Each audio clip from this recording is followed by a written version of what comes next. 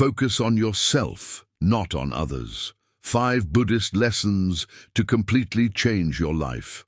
The human mind often drifts outward, comparing, judging, and seeking validation from the world. We are conditioned to look at others to measure our worth. Their success becomes our mirror, their approval our nourishment, and their criticism our downfall. This way of living, however, keeps us imprisoned in an endless cycle of dissatisfaction and illusion. Buddhism, with its timeless wisdom, teaches us the sacred art of turning inward, to focus on the self, not in a selfish or egotistical way, but as a path to liberation and understanding. When the Buddha spoke of enlightenment, he wasn't pointing toward an external heaven or reward. He was referring to the awakening of awareness, a shift from being lost in the noise of the world to finding peace in the quiet center of your being. This transformation begins when we redirect our attention from others' actions, opinions, and judgments toward the state of our own heart and mind. In this exploration, we will uncover 5 profound Buddhist lessons that reveal how to detach from the external chaos, cultivate inner strength, and discover the true freedom that arises when you focus entirely on your own growth. These lessons are not abstract teachings meant only for monks. They are practical, living truths that can change how you perceive yourself and your life, right now, in this very moment. Let us begin by walking the first path of this inner journey. The mirror of awareness. Seeing yourself as you are. One of the most powerful teachings of Buddhism is self-awareness, the practice of seeing things as they truly are, not as we wish them to be. The Buddha often compared the mind to a mirror. When it is covered in dust, it cannot reflect reality clearly. The dust here represents our attachments, fears, and judgments, especially those we project onto others. When we constantly focus on other people, we are not truly seeing them. We are seeing reflections of our own unexamined emotions. When you turn your focus inward, you begin to see that every judgment of others reveals something about yourself. When you envy someone's success, what you are truly seeing is your own unfulfilled potential. When you resent another's behavior, you are often looking at an unhealed wound within. To focus on yourself is not to ignore others, but to understand yourself through your reactions to them. The Buddha once said, "If you truly love yourself, you will never harm another." This means that self-awareness leads naturally to compassion. By looking within, not to criticize but to understand, you develop clarity and peace. You begin to see how your suffering often arises from internal resistance, not from what others are doing. Modern society constantly encourages comparison. Social media, for example, turns the world into a stage where everyone performs happiness, success, and perfection. It's easy to lose yourself trying to match those illusions, but the Buddhist path reminds us that peace does not come from being better than others. It comes from being deeply aligned with your own nature. Meditation becomes the practical method for polishing this mirror of awareness. When you sit quietly, you begin to observe your thoughts without judgment. Who am I angry at? Who am I comparing myself to? What story am I believing? With time, you notice the mind's patterns. You realize that the external world is not the cause of your turmoil. It is your interpretation of it. Focusing on yourself means making peace with your inner world. It is the decision to clean your mirror daily through mindfulness, honesty, and compassion. As you do this, something profound happens. The world begins to change, not because it has changed, but because you see it with a clear and awakened mind. When awareness becomes your focus, you stop chasing validation. You stop explaining yourself to those who are determined to misunderstand you. You stop competing for a sense of worth that was never outside of you. You begin to live from the inside out, radiant, free, and at peace. And remember, this transformation begins not with a grand decision, but with a simple act of noticing. Awareness is the seed. From it grows the entire forest of liberation. If this first lesson has spoken to your heart, take a moment to pause, reflect, and subscribe to the channel for more journeys into self-understanding and inner peace. Detachment from comparison. The end of inner conflict. Comparison is one of the most subtle and destructive poisons that the human mind drinks daily without realizing it. It hides beneath our ambitions, our insecurities, and even our acts of kindness. It is the whisper that tells us we are not enough, that someone else is happier, more successful, more enlightened, or more loved.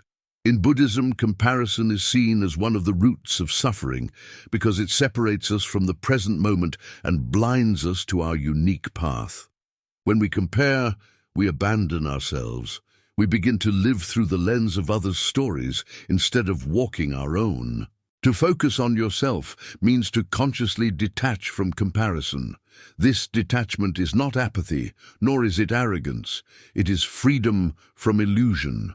The Buddha taught that suffering arises from attachment, and comparison is one of the most deceptive forms of attachment.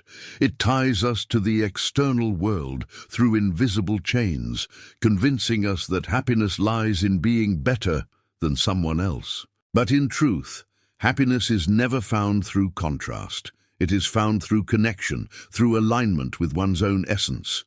When you compare, you measure life through a distorted ruler. You look at someone's surface without knowing their depth. You see their victories without knowing their sacrifices. You witness their light without understanding the darkness that forged it. The Buddhist path invites you to look deeper, to see beyond appearances, and to remember that each being walks a unique karmic journey. Your path cannot be measured against another's because your lessons, your timing, and your inner evolution are different. The illusion of comparison grows stronger in a world where visibility has become the currency of worth. We are told that to matter, we must be seen, liked, and followed. Yet the Buddha lived the opposite truth. He withdrew into silence, into simplicity, and through that withdrawal, he illuminated the world. Focusing on yourself requires the same courage to turn away from the noise of validation and rediscover the quiet dignity of your own becoming. Every time you compare yourself to another, you betray the sacredness of your own existence. You diminish your path by believing it must look like someone else's. Detachment begins when you recognize this subtle violence within. Notice how your mind reacts when someone else succeeds, or when you face a delay in your own progress. That discomfort is not caused by the other person. It is caused by your resistance to your own process. The Dhammapada, one of the most revered Buddhist texts, says, "He who envies others does not obtain peace of mind." Envy, after all, is not admiration gone wrong. It is the suffering that comes from forgetting your own value. The mind that envies has lost sight of its center. It seeks life outside of itself. Detachment from comparison is therefore an act of remembrance, remembering that you are complete even as you grow, that your timing is divine, that your worth is not something to be earned through comparison, but recognized through awareness. Consider the metaphor of the lotus, a symbol deeply rooted in Buddhist teaching. The lotus grows in muddy waters, yet it emerges immaculate. Each lotus blooms in its own time. It does not look to the lotus beside it to decide when to unfold its petals. The mud that nurtures one flower is not identical to that which feeds another, and yet each reaches the light in its season. The lesson is simple, yet profound. The conditions of your growth are uniquely yours, and comparison only clouds that truth. To free yourself from comparison, you must first understand where it originates. It often arises from fear, fear of not being enough, fear of being unseen, fear of insignificance. The ego thrives on these fears. It survives through separation. It says, you must prove yourself, compete, be recognized. But the awakened mind sees through this illusion. It understands that no amount of external achievement can replace the peace that comes from inner harmony. The ego compares. Awareness observes. The more you cultivate awareness, the less you need comparison to define your place in the world. Meditation becomes the bridge between comparison and contentment. When you sit in stillness, you begin to see how restless the mind is. It jumps from one thought to another, one person to another, one memory to another. It creates hierarchies and fantasies. Who is better? Who is worse? Who has more? Who has less? But when you simply observe without reacting, you weaken comparison's grip. You begin to taste the peace that comes from pure presence. In that space, there is no superior or inferior, only being. The Buddha encouraged his disciples to walk the middle way, a path free from extremes, not arrogance nor inferiority, not pride nor self-hatred. Comparison always swings between these two extremes. When you feel better than others, you are trapped by pride. When you feel worse, you are enslaved by shame. Detachment from comparison is walking the middle way, where you no longer measure your worth through others' reflections. You stand quietly in the center, content with who you are becoming. In the silence of meditation, the illusion of separation dissolves. You begin to sense that others are not competitors, but companions in the great journey of awakening. Each being reflects a different aspect of the same consciousness. To envy another is to misunderstand the unity of existence. To celebrate another's growth is to recognize your own potential reflected back at you. This is the transformation that comes when you focus on yourself. You stop fighting against life and start flowing with it. In Buddhist monasteries, there is a saying, "Look not to the faults of others, nor to their omissions and commissions, but rather look to what you yourself have done and left undone." These words remind us that liberation begins with self-responsibility. The moment you stop analyzing others' lives and begin tending to your own mind and heart, you start walking toward freedom. You become aware of your own karmic seeds, the intentions, thoughts, and actions that shape your reality. This awareness replaces comparison with compassion, envy with understanding, and restlessness with gratitude. Imagine for a moment that your life is a vast garden. Comparison makes you abandon your garden to stare at your neighbors. You wonder why their flowers seem brighter, their soil richer, their harvest greater, but while you stare, your own garden withers. The Buddhist practice invites you to return, to kneel upon your own soil, to water your own roots, to nurture what is growing within you. In time, you realize that peace blooms not from having the most beautiful garden, but from tending to it with mindfulness and love. When you detach from comparison, you rediscover the joy of authenticity. You no longer act to impress, but to express. You no longer strive to outshine, but to evolve. You begin to understand that true success is inner peace, not external validation. Even your definition of growth changes. It becomes quieter, deeper, more real. You stop asking, "Am I ahead or behind?" and start asking, "Am I present?"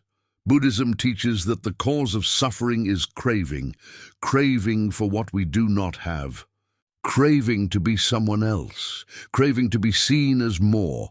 Comparison feeds craving, and craving feeds suffering. When you free yourself from this cycle, your energy returns to its rightful place, the present moment. You begin to act not from insecurity, but from awareness. Every action becomes intentional, grounded, peaceful. In the modern world, this lesson is radical. You are constantly told to compete, to achieve, to win. But the Buddha's wisdom reveals that the only true victory is over the self, over ignorance, envy, and desire. To focus on yourself is not withdrawal from life. It is the deepest participation in it. For when you master yourself, you bring harmony to everything you touch. There is a quiet strength in a person who no longer compares. They move with calm purpose, their presence grounded, their eyes soft. They celebrate others without losing their own center. They understand that life is not a race, but a rhythm, and their task is to move in harmony with it. They do not chase validation because they have already found something far greater: contentment. Contentment is not complacency. It does not mean you stop growing or improving. It means you stop suffering from the illusion that you must be someone else to be enough. It means that you honor your journey as sacred. It means that you wake up each morning and give your full heart to the day, not because you must prove your worth, but because your being is already worthy. The Buddha often reminded his followers that the mind is everything. What you think, you become. When your thoughts are filled with comparison, your life becomes a reflection of inadequacy. But when your thoughts are filled with awareness, gratitude, and self-compassion, your life becomes a reflection of peace. Every time you choose to focus inward, you plant the seeds of serenity. The path of detachment from comparison is not a one-time realization. It is a continuous practice. You may find yourself comparing again tomorrow. That is human. But each time you notice it, you have the opportunity to return, to breathe, to smile gently at your mind's old habit and let it go. Slowly the grip loosens. What once was automatic becomes conscious. And what was once suffering becomes wisdom. To focus on yourself, you must learn to sit comfortably in your own silence. You must learn to be your own companion. This is one of the most difficult yet beautiful practices of Buddhism. Learning to be alone without being lonely, to be still without being stagnant, to be content without being indifferent. When you reach this state, you realize that the end of comparison is the beginning of peace. In this peace, you find clarity. You begin to act not from fear, but from purpose. You begin to speak not to impress, but to uplift. You begin to live not to be seen, but to be true. And in this truth, you discover a freedom that no one can take from you. Detachment from comparison does not make you less connected to the world. It makes you more compassionate. You no longer see others as rivals, but as reflections of the same divine essence. You respect their paths as you honor your own. You give without keeping score, love without needing return, and grow without needing witnesses. This is the liberation the Buddha spoke of. Not escape from the world, but transformation within it. The more you focus on your own journey, the more you realize that life is not about being ahead or behind, but about being awake. You understand that each soul blooms at its own pace, and that the beauty of existence lies in this diversity. In that understanding, the heart expands. Gratitude replaces comparison, and peace replaces striving. This is the second lesson of focusing on yourself, the freedom from comparison and the discovery of your own rhythm. It is a lesson that cannot be memorized, but must be lived, moment by moment, thought by thought, breath by breath. The more you live it, the lighter you become. When you finally stop measuring yourself against others, you begin to measure yourself against your own truth, and that is where real transformation begins. Take a deep breath now. Feel the peace that arises when you no longer chase, when you no longer compare, when you no longer seek outside what is already within. This peace is the essence of Buddhist wisdom. Let it fill you, guide you, and remind you that your journey is enough. And as you continue walking this path toward inner freedom, take a moment to pause and subscribe to the channel to stay connected with more teachings that nurture your heart and awaken your spirit. Letting go of control. Trusting the flow of life. Control is the illusion that the ego clings to in its desperate attempt to feel safe in an unpredictable world. It whispers that if we plan enough, think enough, or force enough, we can make life bend to our desires. Yet Buddhism reveals a deeper truth. The more you try to control life, the more it controls you. True freedom, as the Buddha taught, is not found in mastering the external world, but in mastering your relationship with it. When you stop trying to control the current, you begin to flow with it. And in that flow, peace arises naturally. At the root of control lies fear. Fear of loss, fear of change, fear of uncertainty. The ego cannot stand the unknown. It craves certainty, structure, and predictability. It believes that by controlling outcomes, it can protect itself from suffering. But the irony is that control creates more suffering than it prevents. The tighter you cling, the more you resist the natural rhythm of existence, and the more pain you create for yourself. Like trying to hold water in your fist, the harder you squeeze, the faster it slips away. Buddhism teaches impermanence, anicca, as one of the fundamental characteristics of life. Everything that arises will also pass away. The body, emotions, relationships, and even your thoughts are temporary expressions of the infinite flow. When you understand this deeply, you begin to see that control is a futile attempt to stop the river from moving. You cannot freeze life, you can only dance with it. Letting go of control is not giving up. It is aligning yourself with the natural order of things, where peace exists not through domination, but through acceptance. The Buddha's own life embodies this teaching. He left behind a life of comfort, wealth, and control to sit under a tree with nothing but uncertainty. He faced hunger, temptation, and doubt, yet through surrender he found enlightenment. His awakening did not come from adding more. It came from releasing everything. In that moment of total letting go, he became one with the flow of existence. This is the essence of the Buddhist path: liberation through surrender, wisdom through stillness. Modern life conditions us to believe the opposite. We are told to take control of your destiny, make things happen, and never let go. These slogans sound empowering, but they are rooted in anxiety, not awareness. They create a restless striving that leaves us exhausted and disconnected. When you focus on yourself through the lens of Buddhism, you begin to understand that control is not power. Presence is power. The ability to be at peace with what is, even when life does not follow your plan, is the truest form of strength. Letting go of control begins with observing your mind. Notice how often you resist what is happening. When someone doesn't act the way you want, when a plan fails, when the future feels uncertain, the mind immediately reacts with fear and tension. It tries to fix, to manipulate, to force. But the more you fight reality, the more you suffer. In meditation, you learn to witness this resistance without feeding it. You breathe, observe, and slowly realize that beneath all your attempts to control is a longing to feel safe. The moment you stop trying to control, you discover a deeper safety, one that comes from trust in the flow of life itself. This trust is not blind faith, it is experiential. You begin to see that life has always carried you, even when you thought you were lost. Think of moments when things didn't go your way.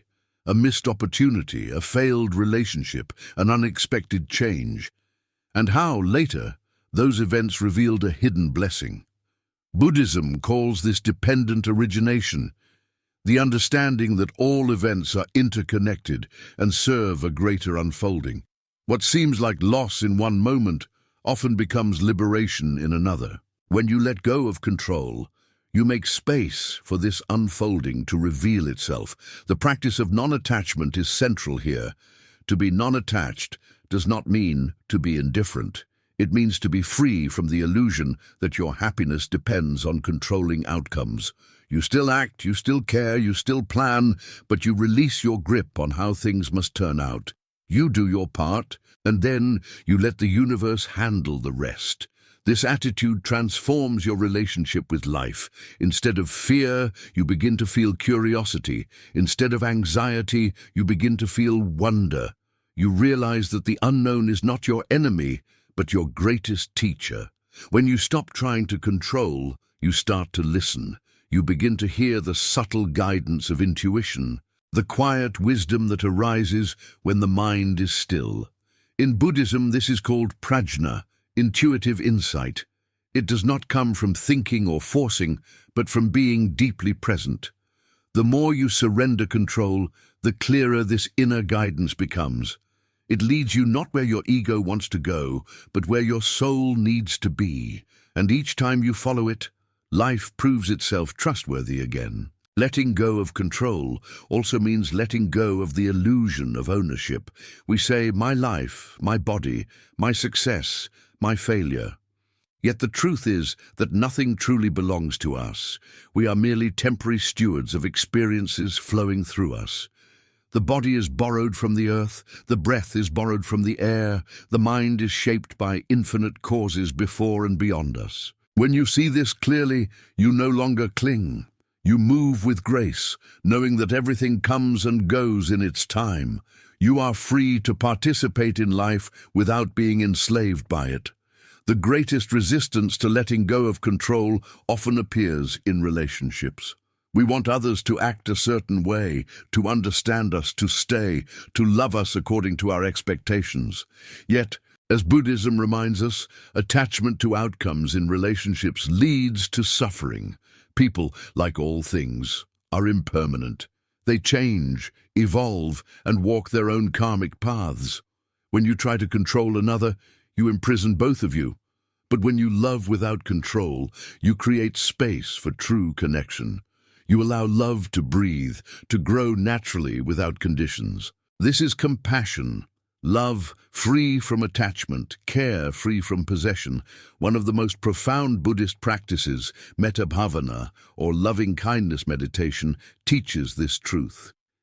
In this meditation, you send love first to yourself, then to loved ones, then to neutral people, and even to those who have hurt you. You do not control who deserves it.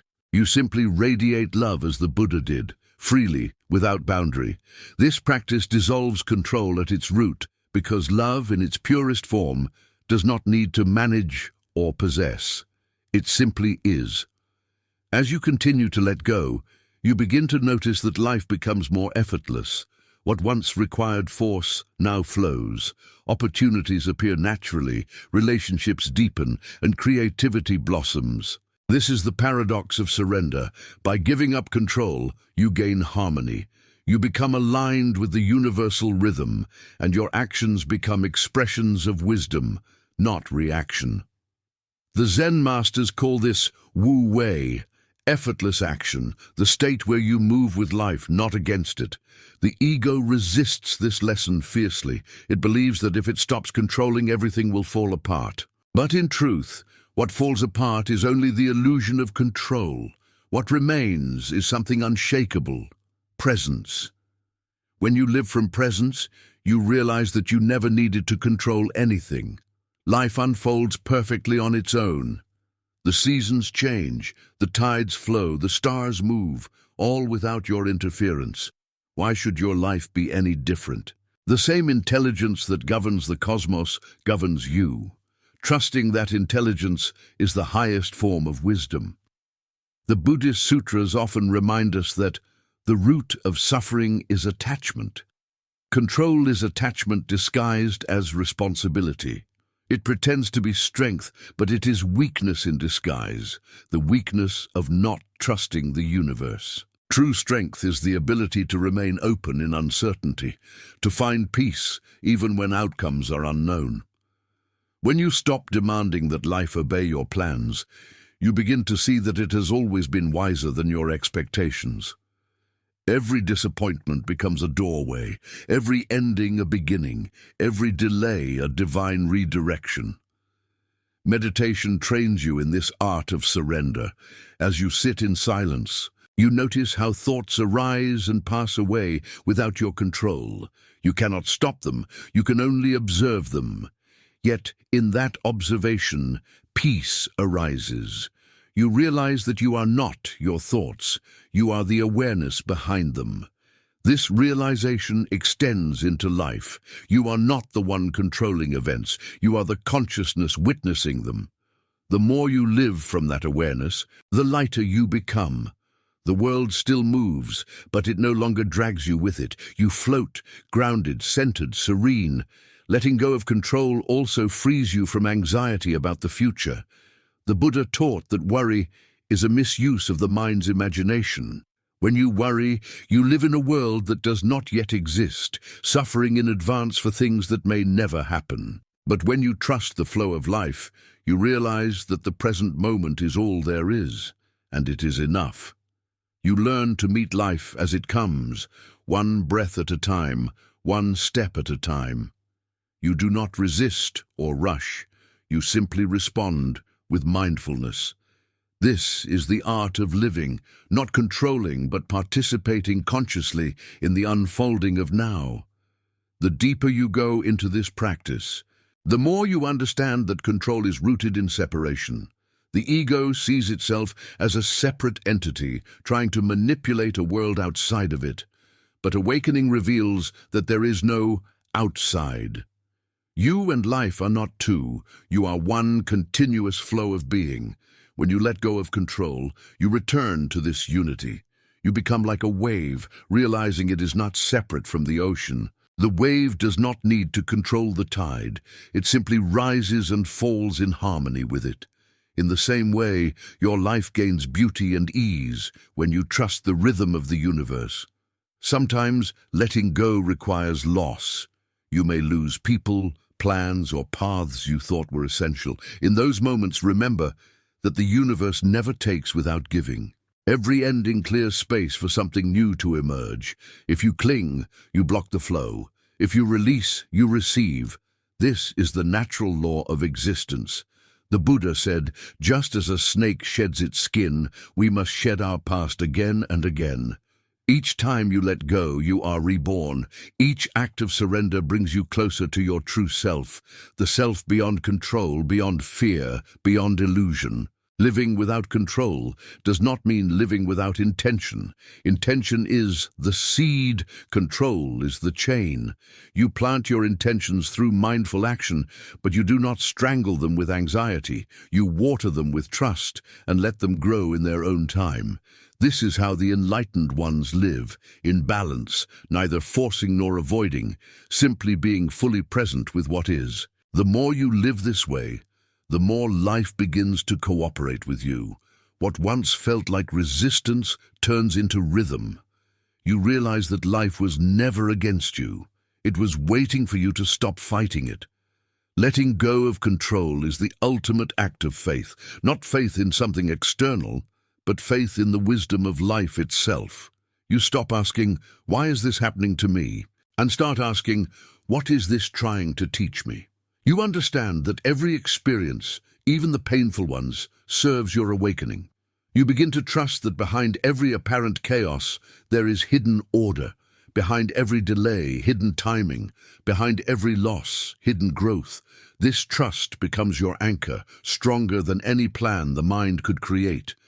As you walk this path, you begin to notice that joy arises naturally. Joy is not something you create. It is what remains when you stop resisting. It is the fragrance of freedom, the natural expression of a heart at peace. When you stop trying to control, you create space for joy to enter. You find it in small things, in the sound of rain, in the rhythm of breath, in the silence between thoughts. You realize that peace was never something to achieve. It was what you were covering up with control. To live this way requires courage, the courage to release the need for certainty, the courage to face the unknown with open hands. But once you take that leap, you discover that the unknown is full of grace. You see that every wave carries you closer to the shore of understanding. You begin to live with ease, not because life becomes easier, but because you are no longer at war with it. You have surrendered not out of defeat, but out of wisdom. This is the third great Buddhist lesson in focusing on yourself. To let go of control and trust the flow of life. When you live this way, your energy returns to you. You no longer waste it fighting the inevitable. You use it to grow, to love, to create.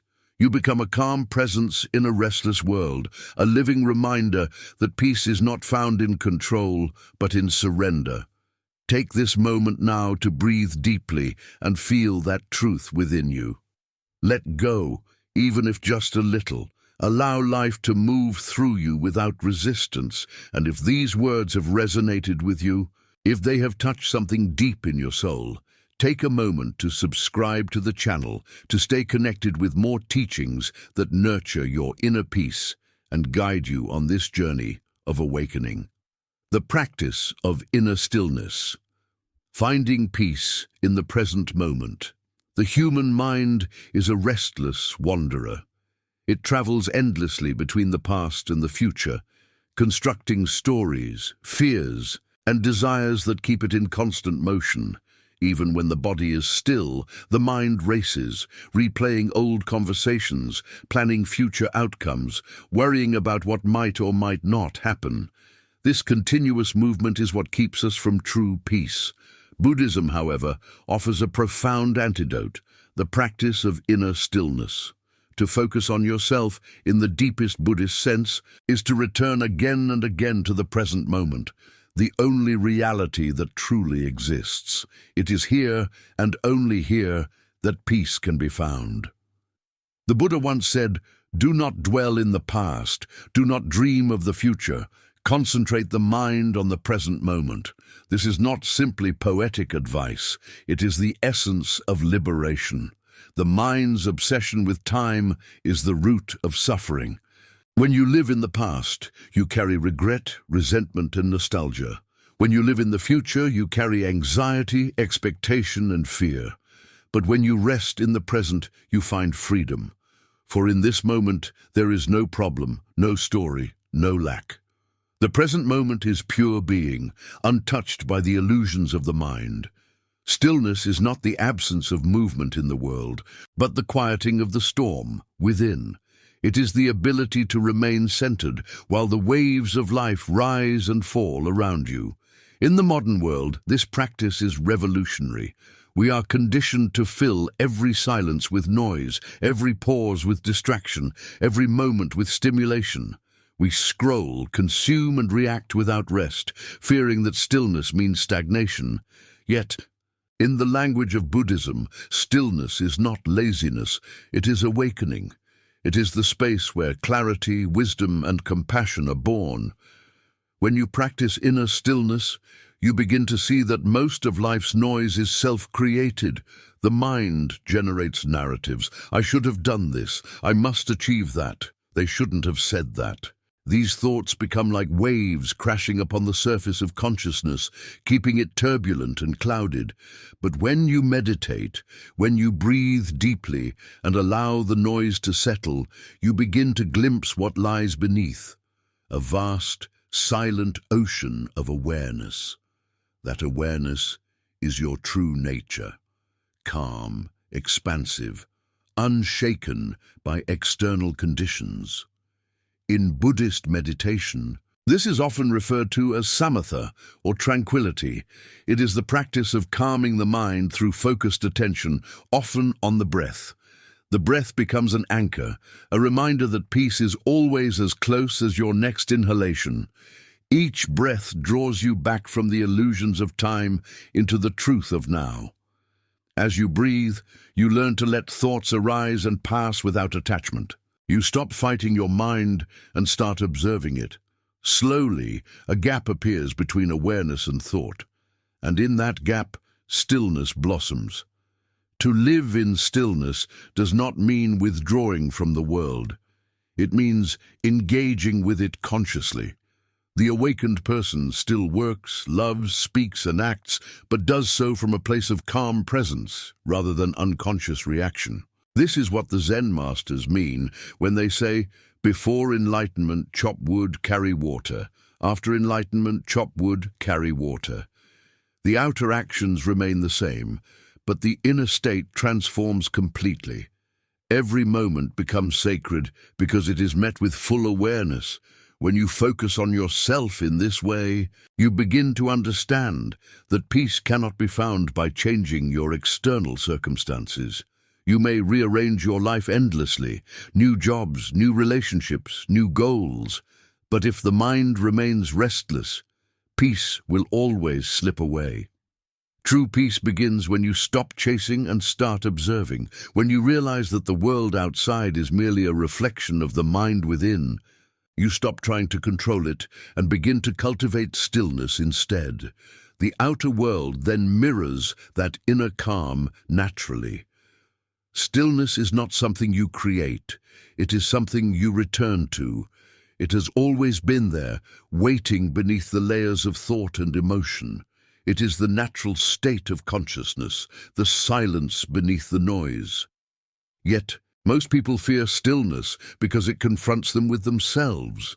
In silence, all the suppressed emotions, unresolved wounds and forgotten fears rise to the surface.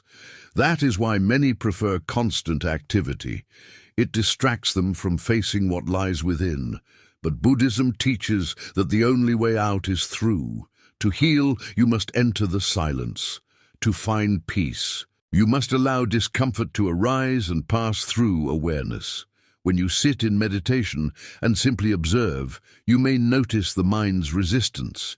It will tell you that you are wasting time, that you should be doing something useful. This is the ego's voice, terrified of its own dissolution. The more you practice stillness, the more that voice weakens. You begin to realize that your worth is not measured by productivity or recognition, but by the depth of your presence. A single moment of true awareness is more transformative than a lifetime of restless striving. The practice of mindfulness, sati, is the practical path toward this stillness. Mindfulness means remembering to return to the present moment throughout the day. When you eat, eat fully. When you walk, walk fully. When you listen, listen fully. Do not let the mind wander into judgment or distraction. The ordinary becomes extraordinary when met with awareness. The sound of rain, the warmth of tea, the rhythm of footsteps, all become gateways to the infinite. Stillness reveals itself not only in meditation, but in every act of conscious living. One of the profound insights of Buddhism is that suffering does not come from what happens to us, but from our reaction to it. When the mind is restless, every event becomes a source of agitation. But when the mind is still, the same event becomes neutral, even peaceful. You begin to see things as they are, without distortion.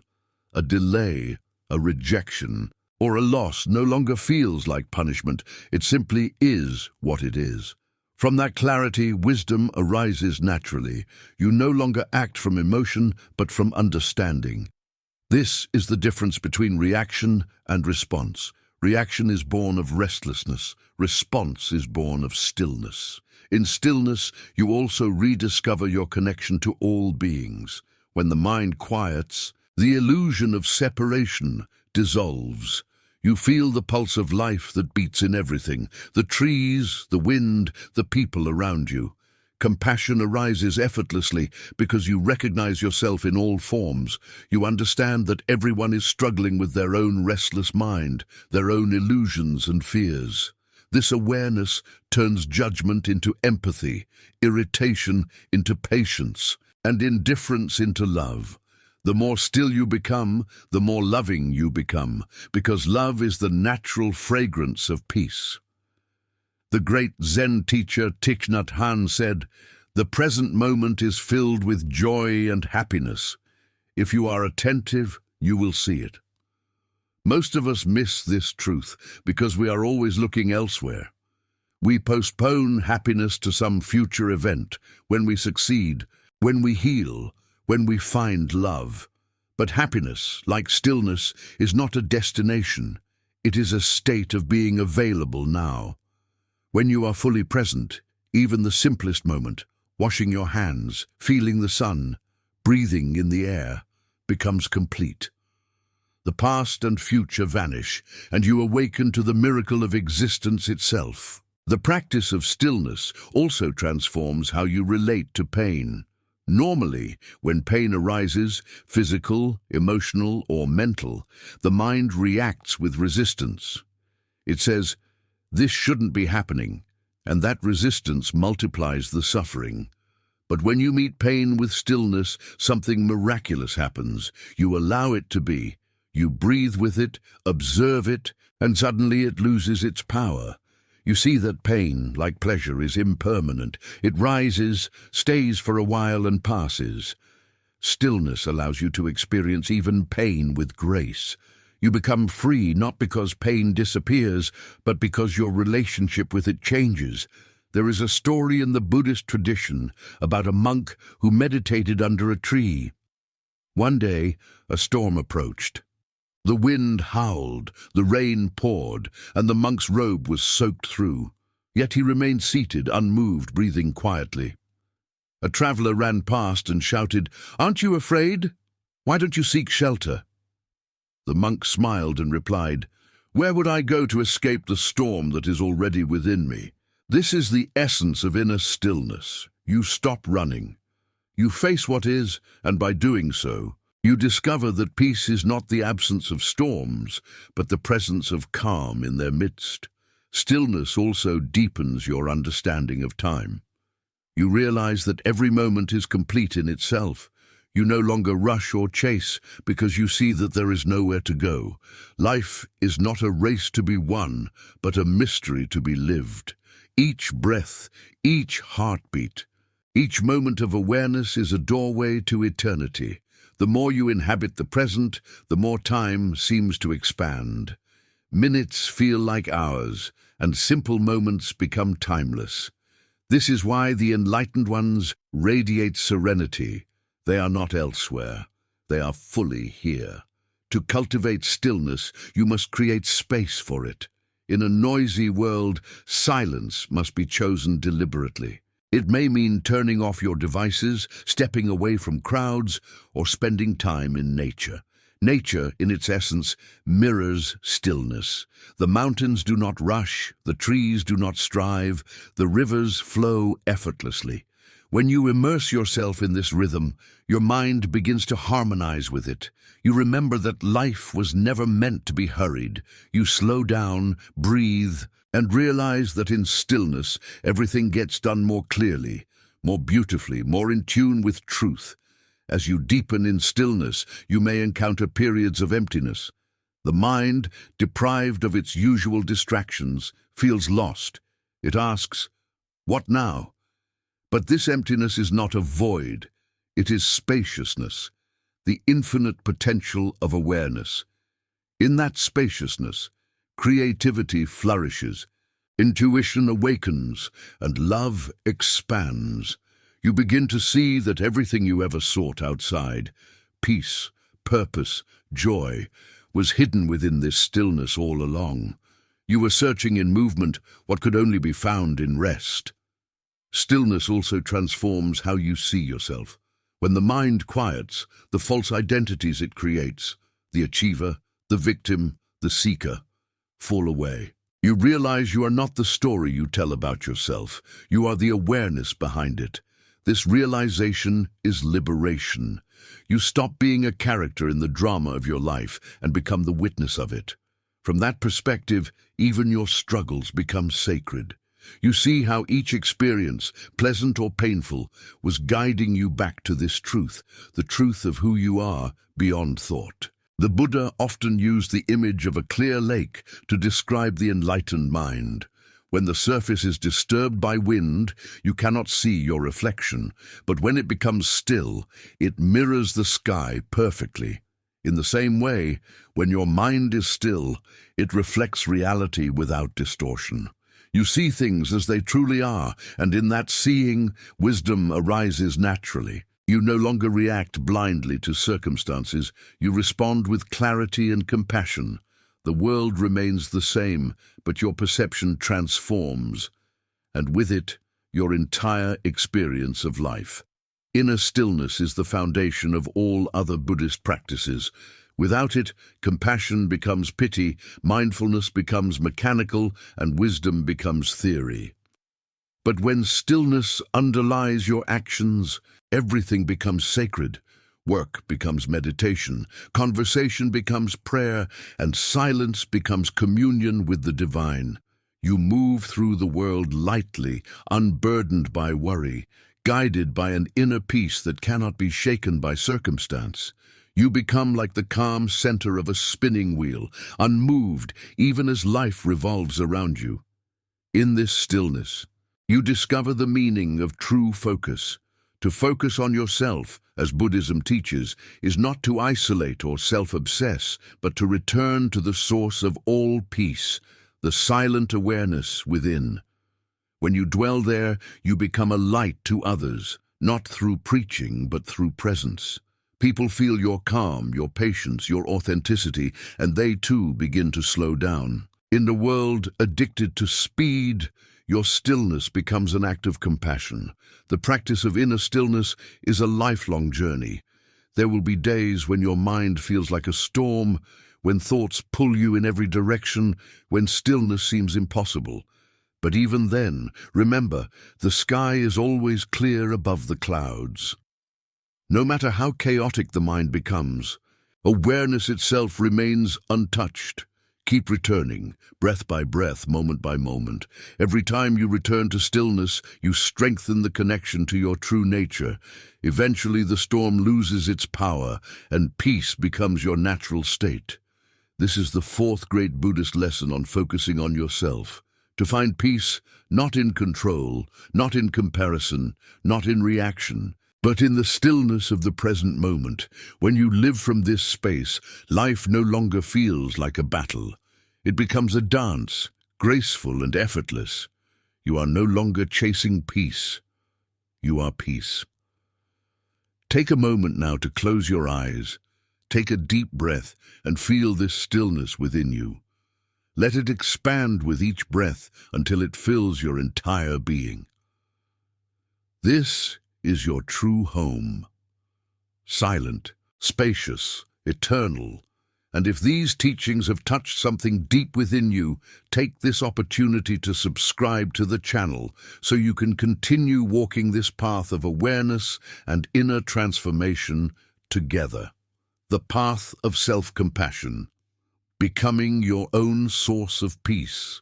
When the Buddha spoke of liberation from suffering, he wasn't describing an escape from life, but a transformation in how we relate to it. The same truth applies to how we relate to ourselves. Most human beings live in an internal battlefield, constantly judging, criticizing, and comparing themselves to an impossible ideal. Even as they seek peace, they carry within them the sharpness of self-condemnation. But to focus on yourself, truly focus in the Buddhist sense, is to treat yourself as you would a dear friend on the path of awakening. It is to cultivate self-compassion not as a luxury, but as the very foundation of inner freedom. Self-compassion is not indulgence, it is understanding. It means recognizing your pain without adding layers of blame or guilt. It means accepting your imperfections as part of the human experience. In Buddhism, compassion, karuna, is not limited to others. It begins with yourself. For how can one offer peace to the world when one is at war within?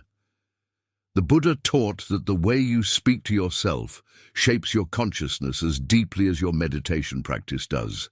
Every word of inner kindness purifies the mind. Every word of inner hatred deepens suffering. When you sit in meditation, you begin to see how harshly the mind can speak.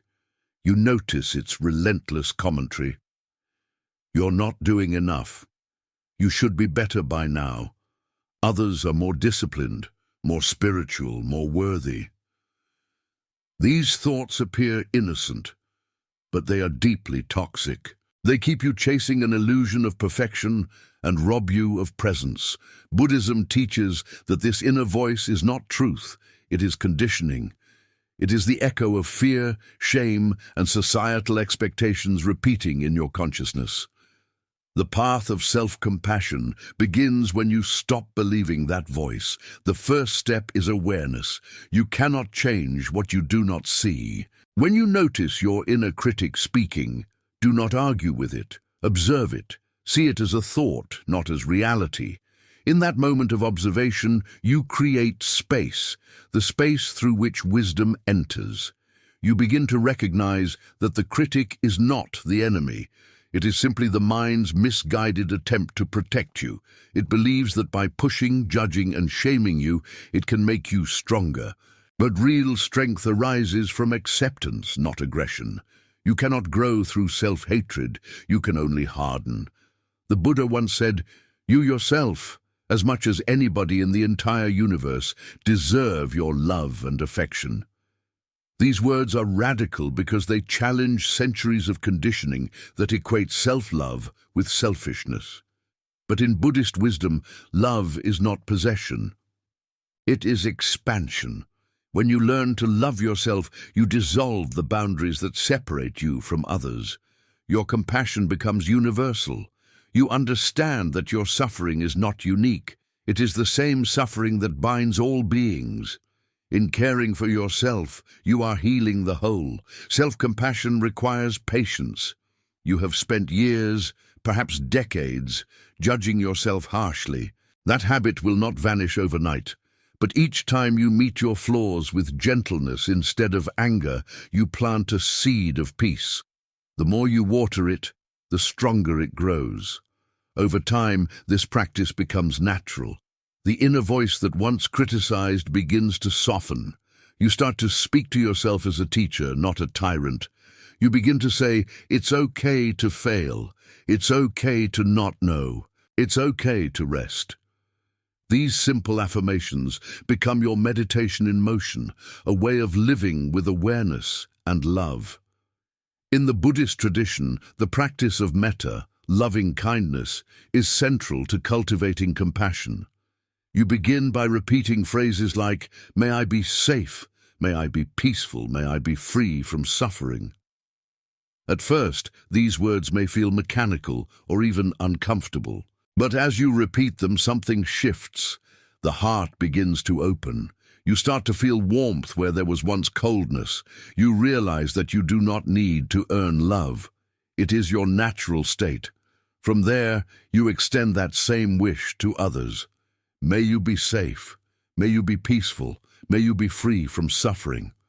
In time, the boundary between I and you dissolves completely. Compassion becomes the ground of your being. One of the greatest obstacles to self-compassion is perfectionism. The mind insists that peace will come only after you fix everything that is wrong with you. It postpones happiness to an imagined future. When I lose weight, when I succeed, when I become enlightened.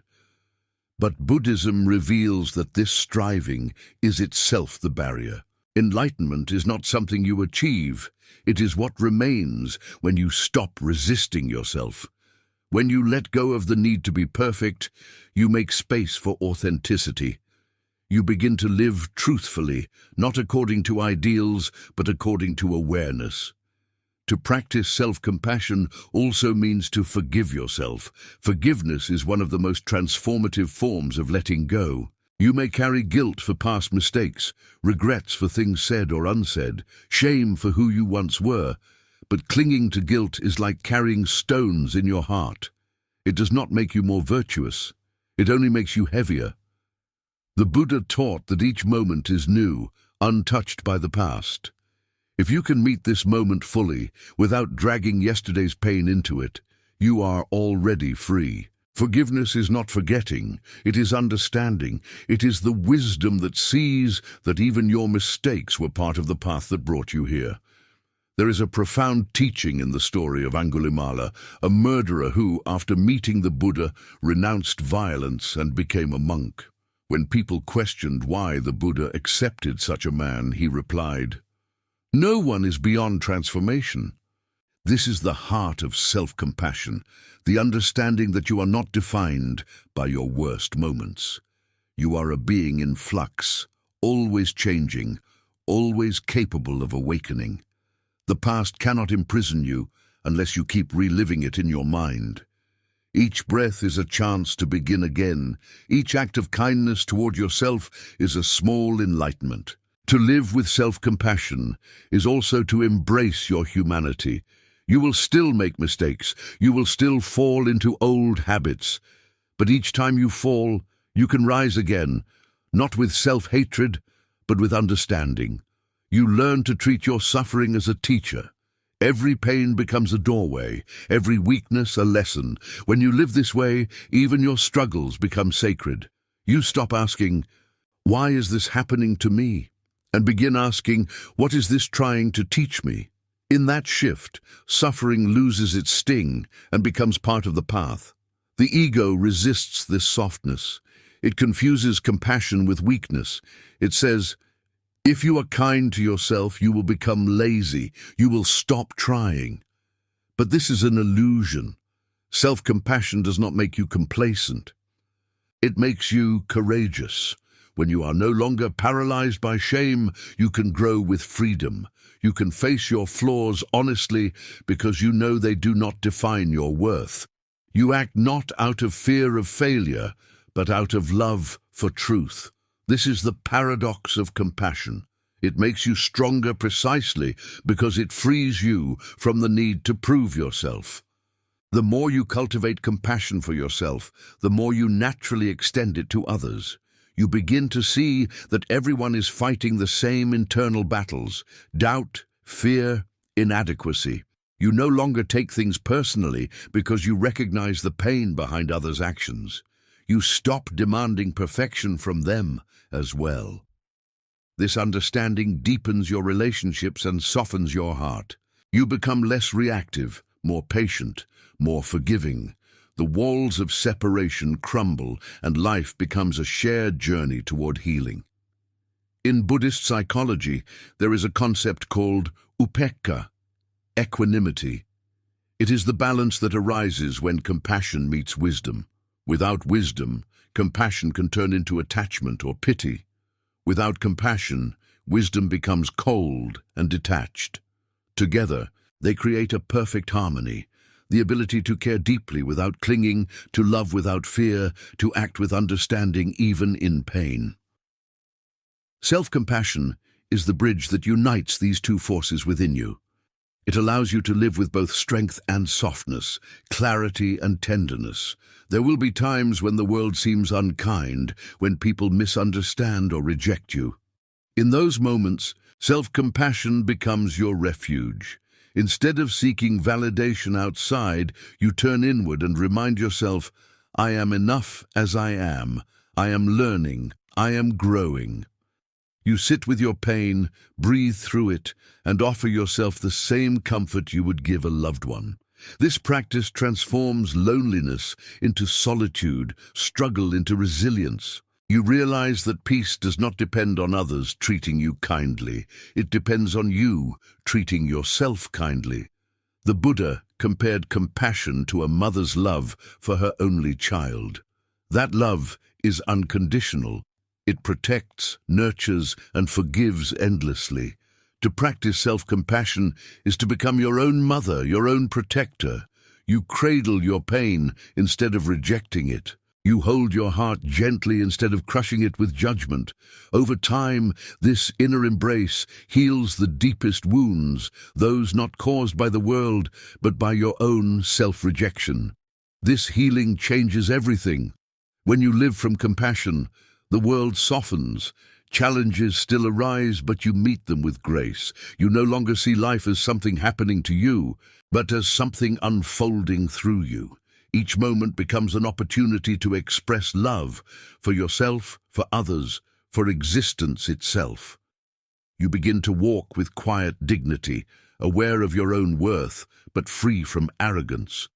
You live in harmony with the truth that every being, including you, is part of the same great web of life. The path of self-compassion is not a destination, but a way of living.